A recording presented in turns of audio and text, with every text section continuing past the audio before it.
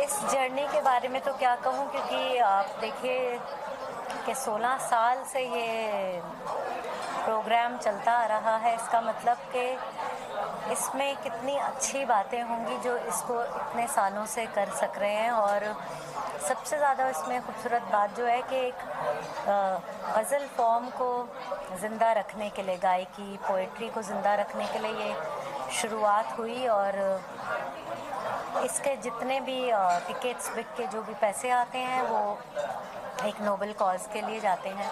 तो ये कहते हैं ना, सोने पे सुहागा, एक साथ आप वो इतना कुछ अचीव कर रहे हैं। और जो सबसे अच्छी बात और मुझे लगती है ख़जाना में, वो ये लगती है कि नए सिंगर्स जो सिर्फ गज़ल में अपना करियर बना रहे हैं, उनको मौका मिलता है, उनको प्लेटफॉर्म मिलता है। और जो बिल्कुल छोटे बच्चे, उनमें जो अच्छा गाते हैं, उन्हें आप उनकी हौसला अफजाई करने के लिए उनको यहाँ पे प्लेटफॉर्म मिलता है। और जो सीनियर आर्टिस्ट हैं, अनूप जी हैं, तलत जी हैं, पंकज जी तो हैं ही, ये तीन लोग तो आपस में इनका मतलब इनका ही ये बेबी है ख़जाना जो फेस्टिवल है। इनके साथ साथ जब वो अहमद हुसैन, मोहम्मद हुसैन को भी बुलाते हैं, राजकुमार रिजवी साहब भी आते हैं, हर बार सीनियर आर्टिस्ट में भी अलग अलग आर्टिस्ट आते हैं। तो ये बहुत अच्छी बात है कि यंगर जनरेशन के लिए कि उनको ये आर्टिस्ट लाइव सुनने के लिए मिलते हैं, जिनकी वजह से आपको एक, क्योंकि गज़ल का जो एक अपना अंदाज़ है गायकी का भी, और अगर आप सादगी से गा रहे हैं तब भी उसका लफ्ज़ों का जो एक अदायगी है शेर की, क्योंकि गज़ल तो फॉर्म जो है मेनली तो पोइट्री है, उसकी जो शायरी है उसको हम गाते हैं।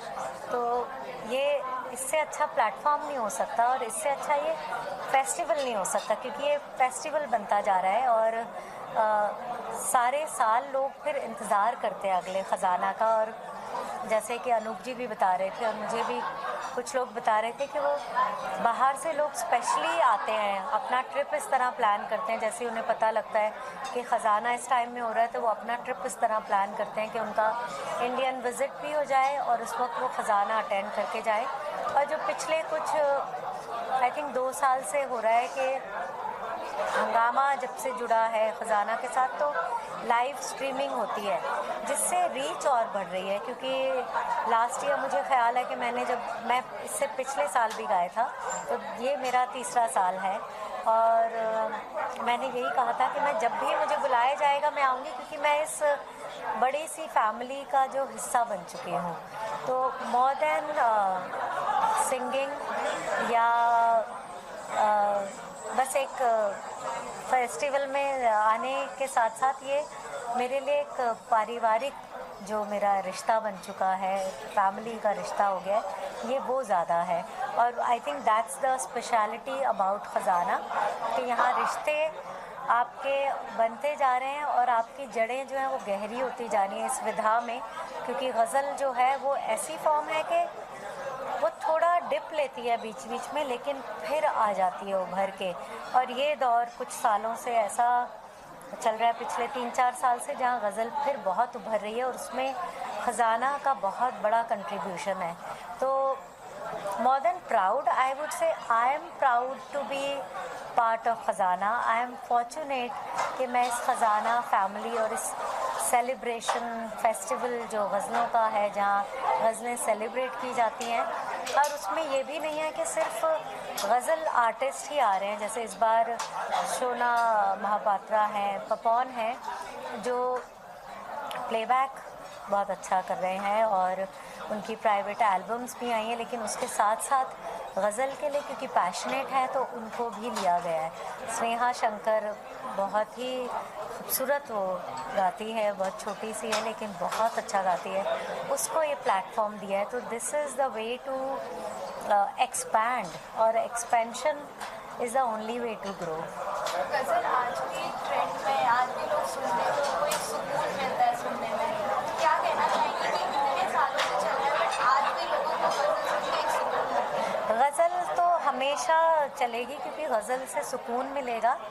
गज़ल से, क्योंकि जो शायरी है वो है जो हम सब उन इमोशन से, उन एहसासात से गुज़रते हैं ज़िंदगी में किसी ना किसी वक्त। और जब यंग होते हैं तो इसलिए रोमांटिक शायरी बहुत ज़्यादा अफेक्ट करती है और फिर वही एसोसिएशंस बनते जाते हैं, आपके नॉस्टैल्जिया बनता जाता है। आप उन आर्टिस्ट को सुन के आपके दिमाग में वो हर वक्त, हर मौके के लिए कोई ना कोई शेर है, कोई ना कोई गज़ल है या कुछ उसकी जब मेलोडी होती है साथ में धुन बन जाती है और उसकी जो अदायगी होती है तो उससे आपके इमोशंस को, आपके एहसासात को आवाज़ मिलती है। इसलिए गज़ल तो हमेशा ज़िंदा रहेगी। पुराने गज़ल आज भी फिल्मों में यूज़ किए जाते हैं, आज भी मूवीज़ में डाला जाता है, तो क्या कहना चाहेंगे कि लाइक अभी न्यू गज़ल लाइक इतना नहीं बन रहा जितना पुराने गज़ल? आई थिंक गज़ल में नया पुराना कुछ भी नहीं है, सिर्फ अदायगी को आप कह सकते हैं कि सबके अपने अंदाज़ हैं अदा करने के। कि एक वक्त में सिर्फ तबला और हारमोनियम, सारंगी ट्रेडिशनल अंदाज में गज़ल गाई जाती थी। उसके बाद जगजीत जी ने एक बहुत बड़ी रेवोल्यूशन जो वो लेके आए कि गिटार्स का जितनी खूबसूरती से उन्होंने इस्तेमाल किया, कीबोर्ड के साउंड्स, उससे जो स्ट्रिंग सेक्शन वो बहुत अच्छा खूबसूरत इस्तेमाल किया। उससे फिर धीरे धीरे वो वक्त बदला। अब के जो म्यूज़िशंस हैं उनका एक्सपोजर वेस्टर्न म्यूज़िक में बहुत ज़्यादा है, तो अब हम उसको एक फ्यूज़ करते हैं या उसको अपनी एक इंटरप्रिटेशन भी हमारी मिल जाती है। जब हम पुरानी किसी आर्टिस्ट की गज़ल गाई हुई गज़ल को भी गाते हैं तो उनकी तरह एकदम गाएंगे तो वो तो बासी ही लगेगी क्योंकि उनसे अच्छा हम गा नहीं सकते। लेकिन जब उनकी गज़ल को हम एकदम आत्मसात कर लें, अपना बना लें और उसको फिर अपने ढंग से अभिव्यक्त करेंगे तो उसमें ऑर्केस्ट्रेशन में आप थोड़ा सा बदलाव ले आते हैं, उसको आप अपने ढंग से ऑर्केस्ट्रेट करते हैं या रिप्रेजेंट करते हैं। और गायकी जितनी आपकी जैसी जैसी समझ है, जैसी समझ बढ़ती है आप वैसे उसकी गायकी करते हैं। बॉलीवुड में ऐसे बहुत से सुपरहिट गाने हैं जो आपने गाए हैं, उनमें से ये गाना है फिर ले आया दिल जो आपने गाया, बहुत ही सुपरहिट गाना है, लोग आज भी उसे गुनगुनाते हैं। तो दो लाइन आके। हाँ, और फिर ले आया दिल इनफैक्ट गज़ल ही है, गज़ल फॉर्म में ही है। इश्किया में अब मुझे कोई इंतज़ार कहाँ जो गुलजार साहब ने लिखी वो भी गज़ल है।